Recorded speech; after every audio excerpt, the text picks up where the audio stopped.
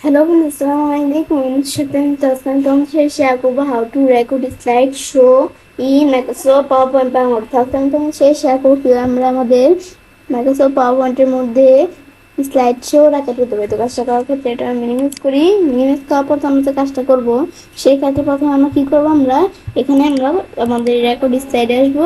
ব্যাস এখানে record slide show আসার পরে তারপর আমরা যে কাজটা করব, এখন আমরা এই বিষয়টা করার ক্ষেত্রে প্রথমে আমাদের এখন বলছে আমরা কি আমাদের সবার প্রথম স্লাইড থেকে করবো নাকি কারেন্ট স্লাইড থেকে। তারা সবার প্রথমটা দিয়ে প্রথমে দেখি, পরে স্টার্ট রেকর্ডিং। এখন আমি চাইলে এখানে রেকর্ডিং হচ্ছে, এদের এখন আমরা চাইলে এখানে কিছু কাজ করতে পারি। তাহলে আমাদের ধরো এখানে কি কাজ করবো, আমি ধরো এই পেন নিলাম, পেন নেওয়ার পরে এই পেন দিয়ে ধরো আমরা এখান থেকে আঁকতে পারি, ধরো এই বিষয়গুলো করতে পারি। তারপর আবার এখানে আসলে আমরা হাইলাইটার দিয়ে যেভাবে করতে পারি বিষয়গুলো। তারপর আবার আমি যদি আমরা এখান থেকে আমরা ব্যাকে পরের স্লাইডে আসি, এখানে আসলে এই স্লাইডের মধ্যে আমি ধরো কালার চেঞ্জ করতে পারি। এখন আমি ধরো এই যে ব্ল্যাক পেন্টের ছবিগুলোকে এভাবে লাভ দিয়ে দিলাম, ব্যাস এভাবে এগুলো আমি চাইলে মানে বিভিন্ন কিছু রাখতে পারি। আবার পরের স্লাইডে আসলে মানে এভাবে আমরা নানা বিষয়ে যে ধরো এখানে করতে পারি। এদের আমরা বিষয়গুলো যে করছি এখানে কিন্তু কাজগুলা রেকর্ডিং হচ্ছে। তো আমরা যদি আবার এখান থেকে চেঞ্জ করে ফেলি, এদের চেঞ্জ করে এদের এভাবে কিন্তু আমরা বিষয়গুলো করতে পারছি। এদের বিষয়গুলো কিন্তু আমরা এভাবে করতে পারি। তো এখন আমরা আমাদের এই স্লাইডগুলোর মধ্যে যে কাজগুলো করলাম, এখন এগুলো দেখার জন্য আমি যদি এখন কি করি, স্কিপ প্রেস করি, এটা কি আমরা রাখবো নাকি ডিসকার্ড করে দেবো। আমি কিপ দিলাম, সেটা থেকে যাবে। ব্যাস এখন আমাদের বিষয়গুলো করলাম, এখানে কিন্তু রেকর্ড হয়ে গেছে আর এই যে ধরো বিষয়গুলো চলে আসছে। তো এগুলো আমি চাইলে সিলেক্ট করে ডিলিট করে দিতে পারি। ধরো সিলেক্ট করলাম, সিলেক্ট করলে ডিলিট হয়ে গেল। এই যেগুলো একদম সিলেক্ট করে ডিলিট করে দিতে চাই। তো এই বিষয়গুলো আমি চাইলে করতে পারি নিজেদের মতো। তারপর এখানে আসলে যে কাজগুলো করবো এখানে সেই বিষয়গুলো আর কি আমাদের দেখাবে। তারপর আমি এটা ডিলিট করে দিলাম। এই যে এখানে আসলে সিলেক্ট করলাম, কপি ডিলিট দিলে ডিলিট হয়ে গেল। তারপর সেম এটাও সিলেক্ট করে ডিলিট দিলে ডিলিট হয়ে যাবে। এই বিষয়গুলো তোমরা তোমাদের যে ফরম্যাটিং গুলো করবে সেগুলো এখান থেকে তোমরা এই বিষয়গুলো করতে পারো। তারপরে আমরা আমাদের যে এই বিষয়টা আমাদের রেকর্ড করলাম সেই বিষয়টা আমি যদি এখন একটু শুনতে চাই, তো এখানে এসে যদি এই যে এখানে ক্লিক করি, পরের স্লাইডে আসি, এখানে আসলে এই স্লাইডের মধ্যে নিজেরও কালার চেঞ্জ করতে পারি।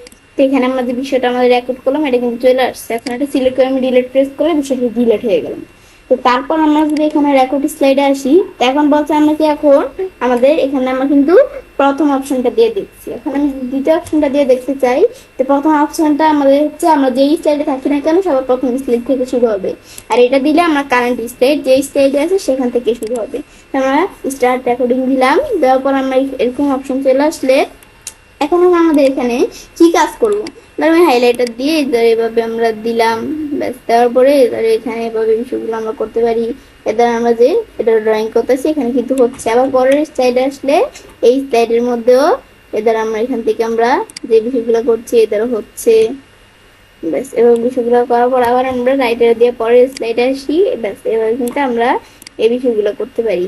ব্যাস পর আবার পরের স্লাইডে আসতে এদের বিষয়গুলো আমি যে করছি এখানে হচ্ছে সেম ভাবে একই মতো। তো এখন আমি যদি আমরা এটা আমাদের ধরো ক্লোজ করে দিলাম, আমরা কিপ দিলাম, ধরো এই যে আমি যে বিষয়গুলো করছি এখানে থাইকার কাছে, তো এই বিষয়গুলো আমি চাইলে নিজেদের মতো ডিলিট করে দিতে পারি।